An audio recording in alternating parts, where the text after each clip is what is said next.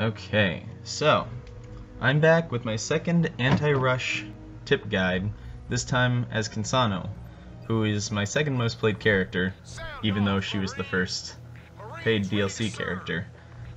And you might notice she's an incredibly popular character, especially among people who rush. She's kind of infamous for her jackrabbit rushes with her redline ability, because they make jackrabbits that much more dangerous, and they can cross the map that much more quickly. Here, I don't exactly get rushed in a conventional sense of a very early rush, but he does push on me before I'm ready. So, for all intents and purposes, it's a rush. Enough so to have caught me off guard and still provide benefits in video form to show how to counter a rush of this kind. And to top it all off, my opponent is an Atriox, and he turns out to be a very capable Atriox. One of the reasons I fear Atriox the most is, in my personal opinion, he has some of the best abilities in his ability tree, or ability wheel. Now, oftentimes if you get rushed by a banished player, they're using something less so marine or infantry oriented, and choppers and ghosts don't really do it very often either, because they're just generally weaker than rushes with jackrabbits and marines. A lot of the time when you see an Atriox player who rushes you, it's going to be locusts. That's exactly what happens in this game. And locusts are some of the hardest things, in my opinion, to counter.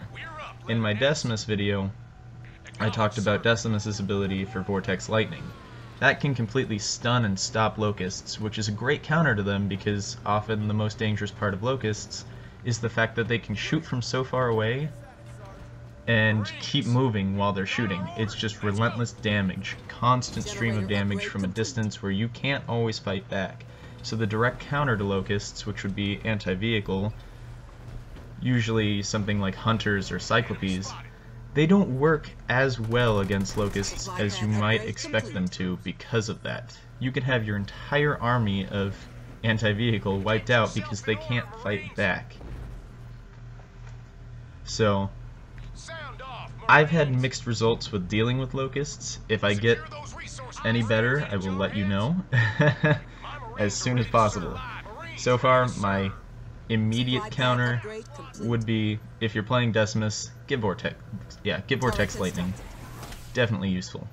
But this video is not about Decimus, this is about Kinsano, and I still have to deal with the locusts. Vortex Lightning is not an option. So, next best thing, probably Cyclopes, but we'll get to that later. Right now, still early game, because I expect a rush, as I always do, and you always should, because if it does show up and you're not prepared for it, you will more than likely lose, especially if they're a capable character who is used to rushing. I'm building turrets. I'm building 5 marines just to go around and grab power nodes. If they see something, I'll know what to counter with. I'll be trying to get Tech Tier 2 as fast as I possibly can.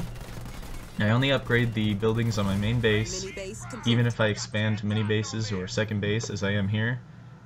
And you'll notice I'm expanding quickly. That's, again, something I like to do, but something that a lot of the time a capable rusher will see and will shut you down, and that's a lot of lost supplies. So it's not the best move I can make here. As you just saw, I grabbed Tech Tier 2. It's only 4 minutes 12 seconds in, so that's a pretty good time to grab it. He's probably got something in the works, so I'm really not sure what I should build to counter yet.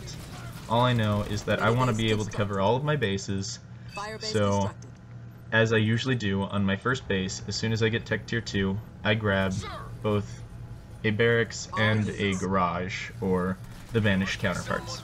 Here he's got a lot more infantry than I do, so I drop in a turret, one of Kinsano's good anti-rush or rush abilities, as well as a hell drop for flamethrowers, which again works well both ways. So he's not too happy with that. He backs off for the moment. So I continue to take my power nodes, go back and upgrade all of my random buildings on my bases now that I've got Tech Tier 2. Right there, I grab the Heat of Battle ability. Gives me a strong armor and a minor damage boost every time a unit of mine gets a kill. I believe it's not permanent, it's only for a short duration, but it definitely helps a lot. Passive abilities are abilities you don't have to focus on with everything else going on amidst all the chaos. You don't have to focus on the passive abilities, they always happen just while you're generally playing. So there's the barracks and the garage. I'm upgrading random supply pads around the map that I've got 2 bases already, a field armory, no power to do anything with the field armory yet, but that will definitely come in handy later. I like to get field armory early on because as soon as I get the power flowing from generators around the map, or when I get the generators up on my second base, I'm able to start pumping in the upgrades in that field armory. Both reinforcements and advanced logistics are absolutely useful. Definitely something you want to grab every single game that you get the chance to. Advanced logistics obviously making your units build faster, and reinforcements increasing your army cap. Both of those are very useful. Here he's got a bunch of elites I see, so here I do something you probably shouldn't do, and I sort of panic. I think, ooh, he might have something else, he might push on this base, I'm gonna build turrets. What I should have done is just started building more units to counter that, and built a scout, and gone and seen exactly what he had on his base, so I could see if he was potentially going to build something other than elites. Instead, I panic, I go for turrets, just in case, because I'm not prepared, I don't have very many units, and he just took out most of my marine teams. So I think, Kodiaks and snipers, which does end up working out well for me for the time being. Here you see him scout, good play on his part. He's got just a little unupgraded chopper here. He sees I have a garage and a barracks, and he probably thinks I'm building something in them, which he would be correct. So here I send a mostly unprotected flamethrower back to that power generator. I know that I don't really need the flamethrower. I'm not going to upgrade him anytime soon. He's not something I want to put in my main army at the moment. So I just kind of try to snag the power generator back. Unfortunately, he's not dumb. And I was not prepared to fight those elites yet. So as you'll see in a moment, he does not want to lose his power generator. He brings those elites right back. And while I have a few snipers and a Kodiak, I believe at this point, it's still not quite enough to fight him off. So there are the elites. I decide I do want to push though. I want to drop in a turret. I want to kill as many of those elites as quick as I can. Just knock his army down a little bit while I've got the supplies. And then continue to try to grab that power node. He uses height advantage, very important. He's shooting down on my flamethrowers.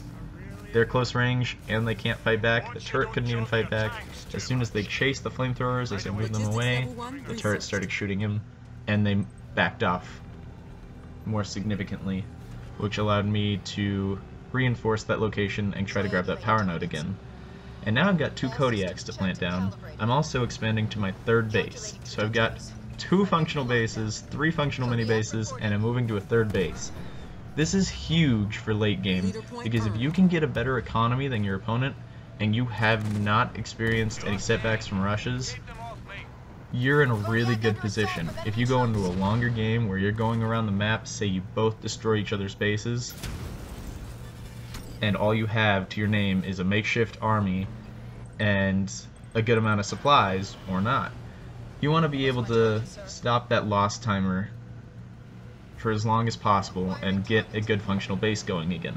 If you're just going in circles destroying each other's bases, it's really just a fight between who has more supplies and power to continue that expedition longer.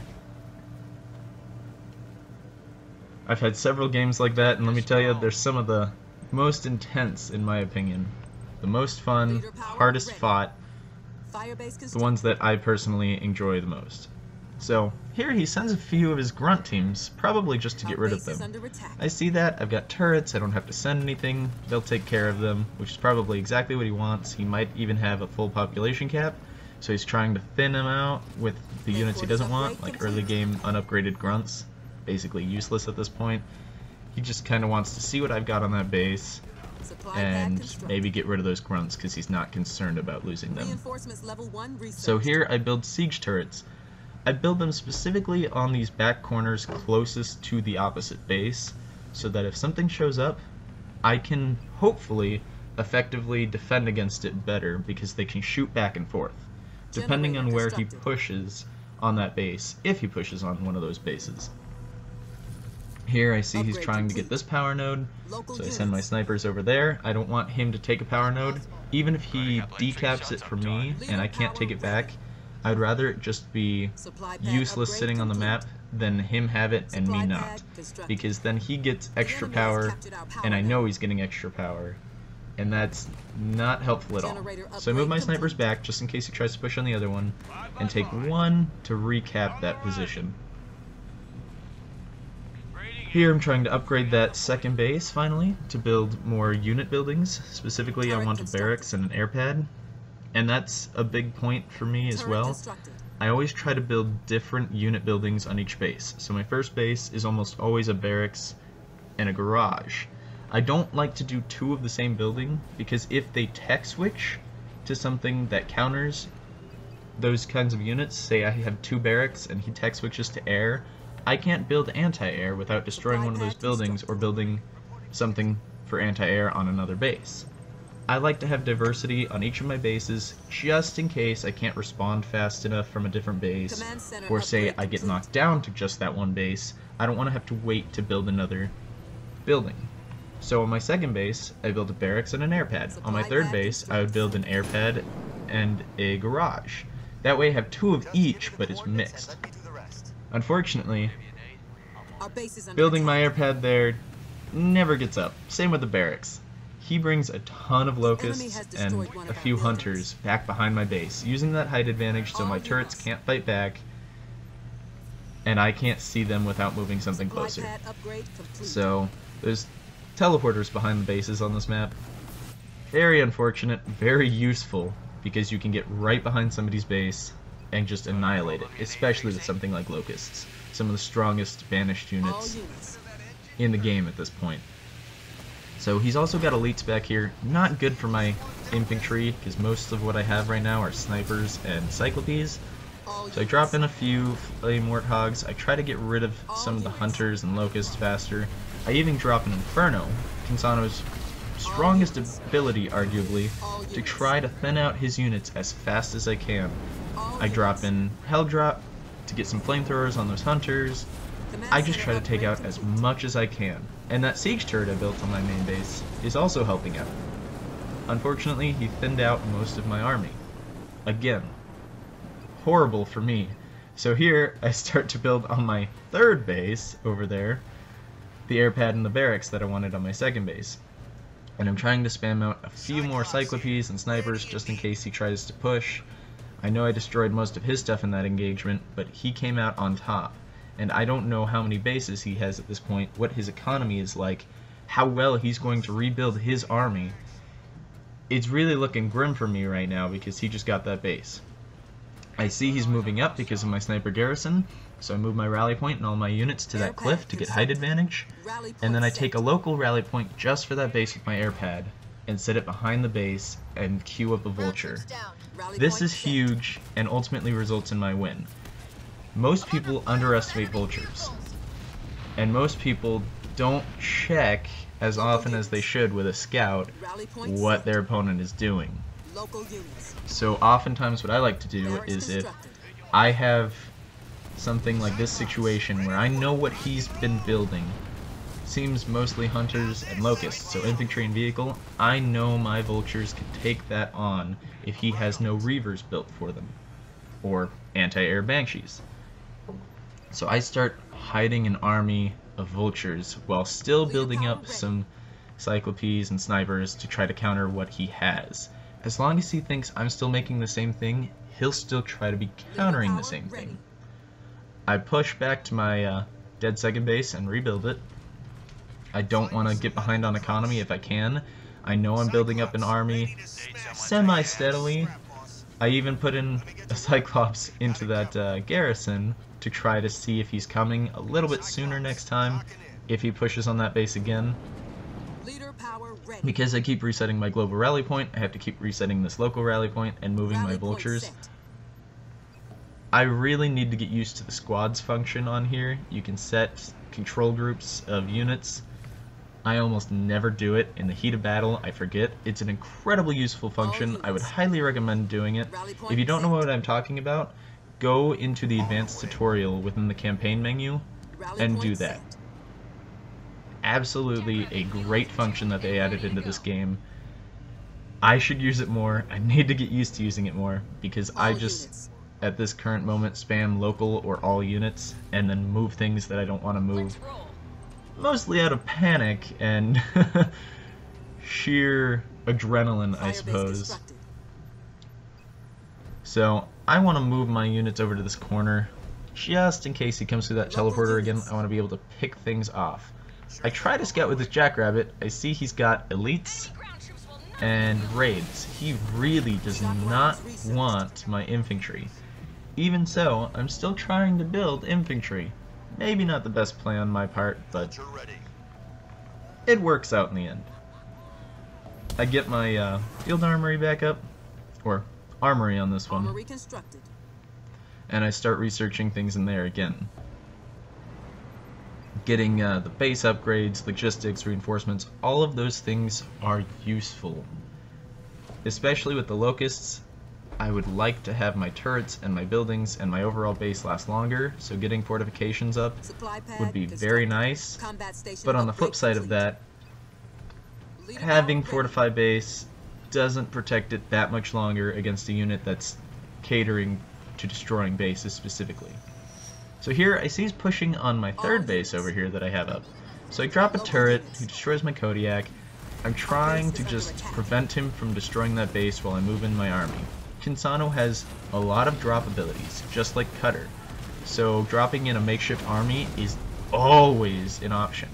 Upgrading those specific units can be very beneficial to you because you can drop in a fully upgraded, very useful makeshift army as you lose your army while you're on the other side of the base. You're basically reinforcing your whole army, keeping your unit supply huge on their side or in a battle where you can prevent them from doing as much damage as they might have otherwise. Here, he's crushing basically everything I've got, and my other units are taking a while to get across the map. I don't want to lose another base if I can prevent it. So I decide I have 5 vultures. I'm just going to move in, reveal my play, and take out these units. But I know that as soon as I do this, he's going to panic and he's going to spam Reavers. He's not happy with my vulture army, and I don't have as many as I would like to have. Then he uses an eradication on my base. Very, very useful ability, very good play on his part. He actually destroys it. I no longer can build any more vultures because I don't have an air pad once again. I know he's going to spam Reavers, so I start spamming Cyclopes. I want to be able to take out any Reavers he can get out as fast as I can. And I know I'm in a bad position because he's just destroyed one base and another base. And I'm trying to rebuild the first base he took out, so I'm probably much lower on economy than he is. So I wound up getting a 6th vulture. I take those vultures straight to his side of the map to get a revenge play, a nice counter attack. And here you see the power of archer missiles. 6 vultures. There's no way he's got more than 1 upgrade of fortifications because that base gets slaughtered. Then I try to move to his other slot that he might be building at. Again, I never scouted, so I don't know what he has and what he doesn't have. He does have the Reavers, he's got a few other things. I try to get out of there as fast as I can. Here I'm trying to use napalm missiles, but for some reason I just couldn't get it to click on it. It just kept exiting me out of my ability wheel, which was very unfortunate because I lost a vulture. So now I've got 5 vultures. Here, he has a very unupgraded, very freshly built base. I know exactly what to do with that. just push on it a little bit, take it out. He's moving those Reavers and other things over here a little bit closer. I don't want to lose another Vulture, especially with the production of Vultures being hindered, and them being my main play at this point. I move the Vultures a little farther away, and the Cyclopes closer, and try to target those Reavers specifically. And then I keep building more Cyclopes as I can. And with advanced logistics, they are just pumping out really quickly. Incredibly useful for me. So here I've taken out 2 of his bases. I know I still have 2 upgraded bases. It's time to push. It's now or never. I know he doesn't have a lot. I keep killing it. He's pushing a little too prematurely with what he's got. So I go to his main base. I even drop an archer or a napalm missile in front of his base to try to burn anything that comes out, as well as burning the main structure. He realizes that I've got him beat, I've got too many units, too much supply coming in from my economy, and he resigns. And that's the end of the game. Well fought battle, and victory was ours.